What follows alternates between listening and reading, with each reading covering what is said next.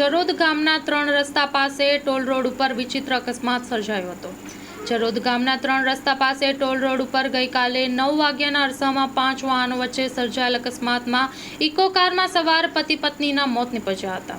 પ્રાપ્ત વિગતો અનુસાર 3 રસ્તા ઉપર મોટી ટ્રક, પાણીની ટેન્કર, ઇકો કાર, રિક્ષા અને કાર વચ્ચે ગમખ્વાર અકસ્માત સર્જાયો હતો। આમ 5 વાહનોના અકસ્માતમાં જરોદ મણિનગરમાં રહેતા નરેશભાઈ ભીમાભાઈ ડોઢિયા ઉંમર વર્ષ 36 અને તેમના પત્ની ધર્મિષ્ઠાબેન નરેશભાઈ ડોઢિયા ઉંમર વર્ષ 34નું સ્થળ પર મોત થયું હતું, જેમાં ઇકો ગાડી સંપૂર્ણ ગોબાઈ ગઈ હતી અને ટેન્કરનો ચાલક ટેન્કર છોડીને સ્થળ પરથી નાસી ગયેલ છે અને આ એક્સિડન્ટમાં બીજા કોઈને ઈજા છે કે નહીં તે પોલીસ ચોપડે નોંધાયું નથી। મરણ પામેલ નરેશભાઈ તથા તેમના પત્ની દશમાનો તહેવાર હોય ત્યારે જરોદ બજારમાં ખરીદી કરવા નીકળ્યા હતા તેમ જાણવા મળ્યું છે। Story report by Jignesh Shah.